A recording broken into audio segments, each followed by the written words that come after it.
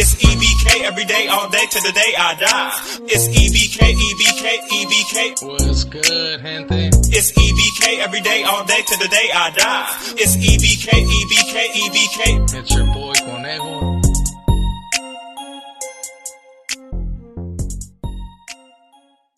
What's good, gente? It's your boy Conejo, and as you guys can see on the thumbnail and on the title, man, yeah, I'm gonna be speaking on Carlos, which happens to be someone that it's a Latin king. Lucky Chucky, someone that it's a gangster disciple to my knowledge, and he happens to be on TikTok, man. Happens to have a good following, and happens to be someone that came out on 60 Days, and I seen the show, and I was gonna give my opinion on a little bit on the show, and also on how it looks like when you go out of state, like in case someone would want to go do the 60 days in, man. So I'm gonna be speaking on that, so I hope you guys enjoy this video, man. So if you do, make sure to hit them likes, make sure to subscribe, hit that follow, share with others, and also, man, let me know what you guys think in the comments. Don't be ashamed, don't be scared, man. Your boy Conejo is not gonna bash you in the comments, and I will reply, man. It might take a little bit of time at times because I do work, but I will get back to you guys. So with that being said, man, let's get started. So apparently, like, for the people that are tapped in on the whole TikTok, and if you happen to be tapped in on TikTok, make sure to follow my channel as well on TikTok, man, because we are right there, which is E.B.K as well, E.B.K family. But pretty much Lucky Chucky, after doing the whole 60 days in, and let's be quite honest, man, I'm gonna be quite real. He ended up leaving because he couldn't deal with the whole quarantine, and to my knowledge, I feel like he was a little bit scared. That's just my opinion, right? Especially after seeing the show. After he had gone spotted right away by this individual named Carlos, he pretty much he was put like in shock. Like, he was a little bit scared, like, fuck, man, these fools know who I am. And he does like have a lot of followers when it comes to those areas, especially on TikTok. We already been knowing, man, people can blow up real fast on TikTok. So he happens to be someone that was known on TikTok and got recognized in the whole 60 days. So old boy Carlos, which happens to be another participant from the 60 days in, pretty much I called him Lucky Chucky. And he said on the reunion that he knew that he was going to be a participant, but he probably thought that he was going to go in with that AKA, you know, especially since he's a public figure on TikTok, that he would have gone in with that name, especially since people know.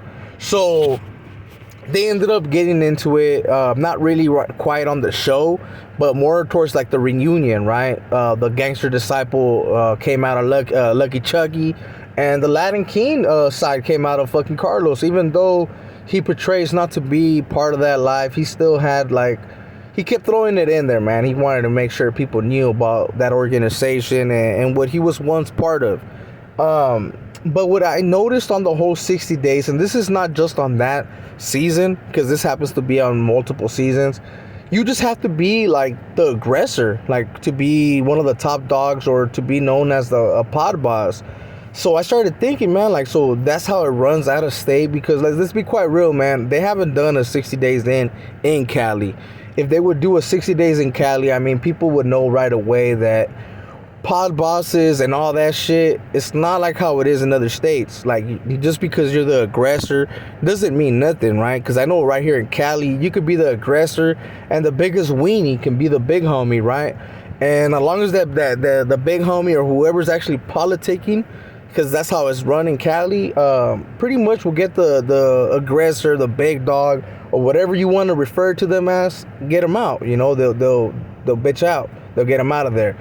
But in 60 days, a lot of people been noticing, man, that in these other states, at least in my opinion, right, I could be totally wrong. They could be putting these participants in prisons or counties that pretty much are labeled to be soft or not really with that activity, right? Like, oh, there's not that much of a gang lifestyle out here in the streets.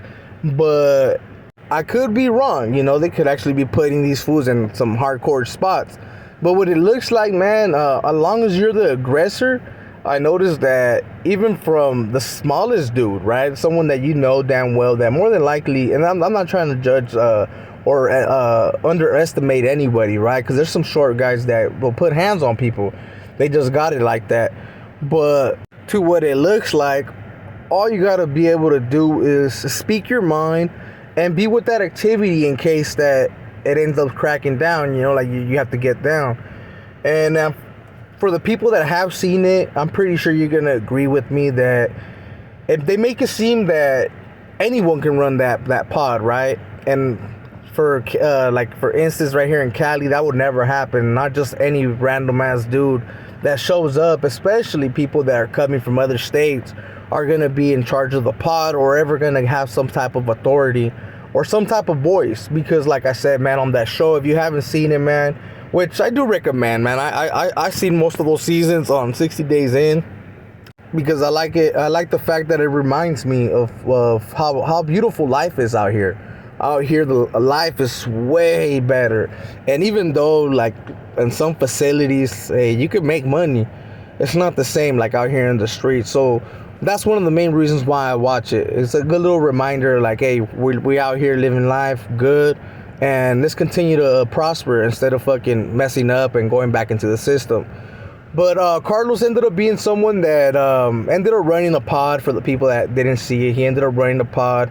He even went as far as telling on the show. He ended up doing a statement with the police officer, and you don't do that. And they gave him a pass because he was the aggressor, and pretty much no one wanted to funk with him, so they let it slide, man. In Cali, he would have got the business. Those are facts.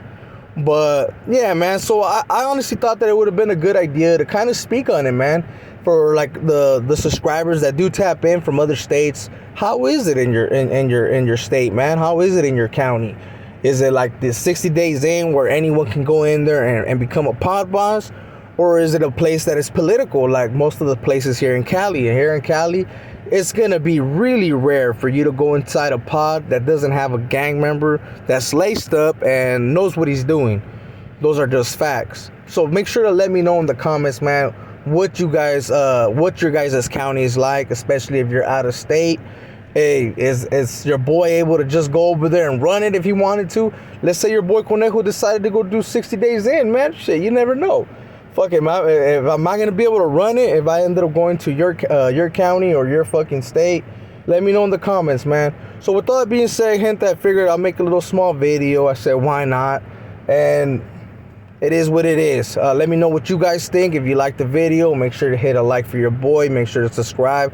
Hit that notification bell.